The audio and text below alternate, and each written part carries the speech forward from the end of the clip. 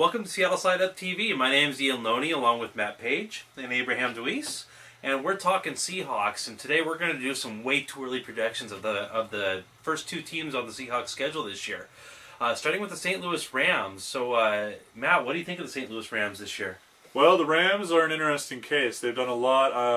I'm going to basically cover the offense, just the bare minimums. They've added three, not one, not two, but three quarterbacks to their roster this offseason. Quite a menagerie. They did two trades. They added Case Keenum from the Texans. They obviously did the big trade for Nick Foles. And they also drafted Sean Mannion from Oregon State. There's a potential project. He's a guy who's got an NFL caliber arm. He might take over someday for Nick Foles. They also brought in ex-quarterback Jeff Garcia to help install a West Coast style offense with Nick Foles.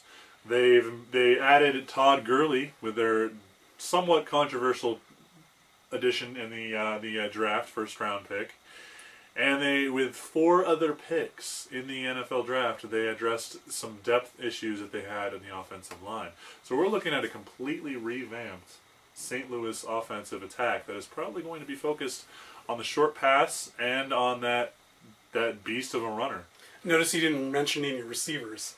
They have in the past not shown an ability to use their receivers. Tavon Austin should be a Pro Bowler every year, and they just don't know how to use him. Maybe they will. Are the LOB going to shut him down again? I don't know. They also have a very talented tight end in Jared Cook. Jared Cook is very, very talented. Yes, he runs that receiver core. Okay, but my question, though, is the LOB going to shut down Kenny Britt? Are they going to shut down Tavon Austin? The tight end you're talking about? I don't think so. I think they're going with a completely different style of attack, and I'm interested to see what will happen. Well, all that said, it obviously looks like the offense has improved. Now, what they continues to be good, and what has been good recently, is their defense. What do you think about their defense heading into this year, Abe? Well, okay, so last week's episode, I told you the Rams are going to be the team to beat because of their defense. My God, okay, their defensive line is freaking amazing. Okay, they got Aaron McDonald, they got Robert Quinn, Chris Long. They added Nick Fairley as a backup. Nick Fairley out of the University of Auburn. The guy with the Detroit Lions that was man-child. The guy is a freaking wrecking ball. Beast. He's a beast. And okay, it's not just their defensive line. Okay, they also have linebackers. They have Alex Ogletree, amazing linebacker. By the way, how did he get to the Rams?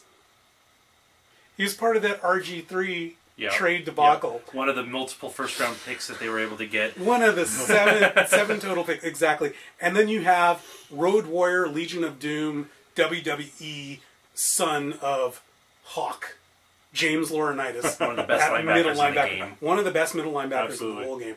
Their defensive backs are pretty good. They're not the LOB. But if you put the LOB like at a, 10? Yeah. You could put these guys at a solid 8. I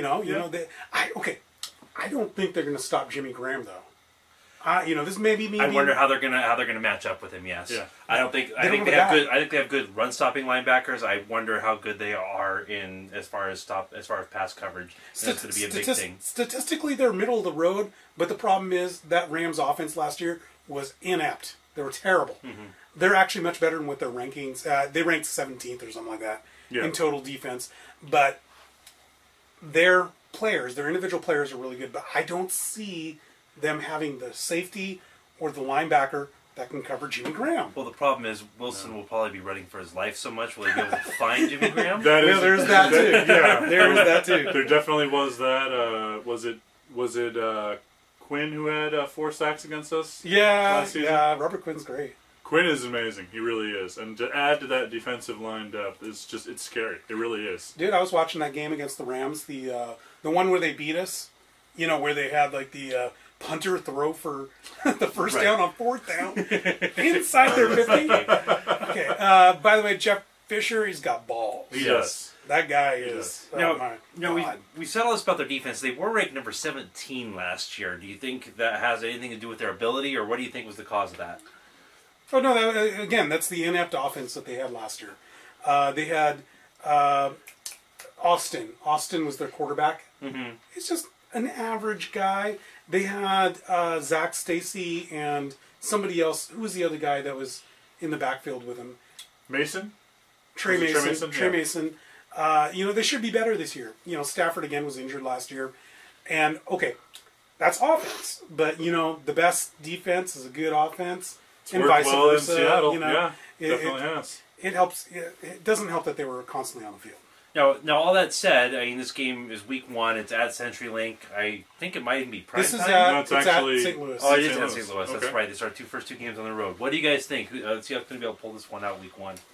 I'm always terrified of the Rams. I- Every single time. They always seem to win one against us, don't they? They play up really well against us. They really do. And I don't know if we'll be able to.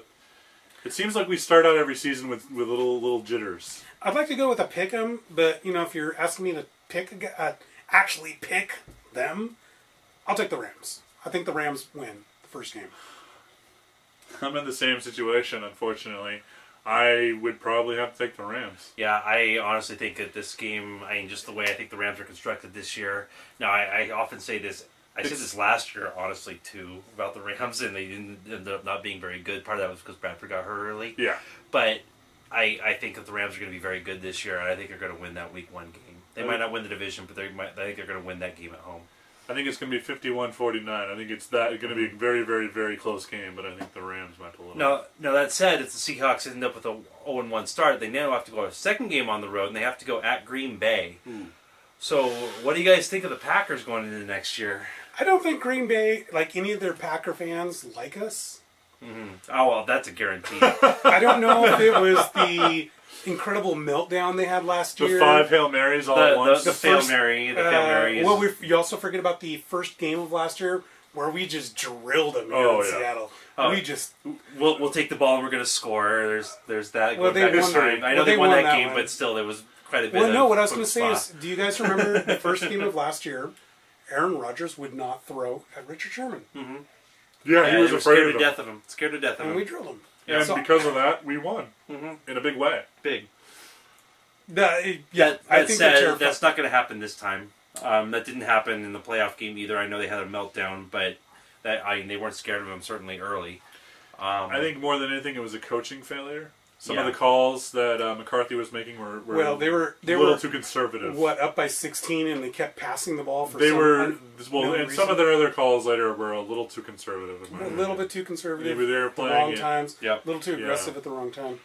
Stuff was working, and they decided to change their strategies to stuff that wasn't working. Yeah. It was like, why no? But we took advantage. We won. We went on to the Super Yeah. Bowl, and let's not talk about that. So, what do you guys think of the Packers coming into this year? I mean, the offense. I mean, it's Aaron Rodgers. I mean, what are you going to say? The offense, why fix what isn't broken? Yeah. They brought back Brian Balaga.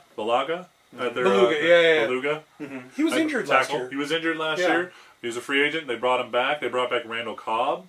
They brought back John Kuhn, who's their fullback. He's crucial to that. So basically, they're going with if it ain't broke, don't fix it. All 5 offensive linemen are returning. They're all returning. They also added 2 notable players in the draft. One of them is going to be more immediately impactful than the other. Ty Montgomery from Stanford. This is a big kid. Made his money being punt returners, kick returners. He can also just in space downfield. He's a big kid. He uses his space. He's more of a tight end, to be honest. And then Brett Hundley. They picked up a surprise move. They picked him up as a project. Maybe potentially down the road he'll be the next Aaron Rodgers. We'll see. But overall, essentially, it's going to be the same team. They're going to beat you with Starks and Lacey, and then they're going to be thrown to a really good, very talented wide receiver core with their best quarterback in the game, in my opinion.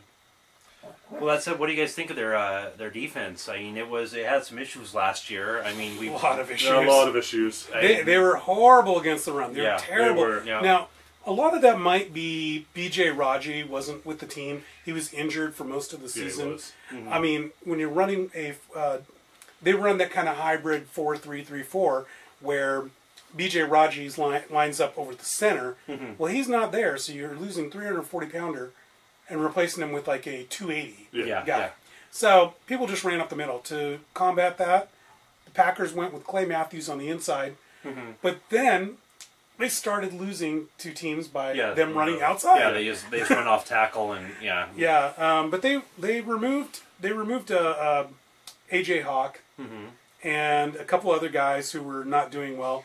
The only problem is like they didn't replace them with much in the free agency market. Right. It's all replaced. Homegrown. It's all replaced. So they're all through the they're all a draft. year older. Well, that's the classical move by the Packers. They like to develop homes. That is what they do. But I would have They've done a good job with it over the years too. I mean, they're always right there. So. But they are ripe for the picking though with our running game. I mean, unless these guys they drafted are going to make some monumental, incremental impact, it's not.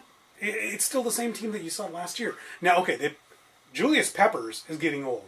Yeah. Yes. There was a huge drop off in his production last year. Yeah. And what we know about Julius Peppers, potential Hall of Famer, not potential, he's a Hall of Famer. Yeah, he's a Hall of Famer. Yeah, is that he's undersized. So he's one of these linebackers that got mowed over on edge runs. I also know last year they benefited a lot from turnovers, and it's something that has a lot to do with luck, especially when you're ranked 15th overall in defense.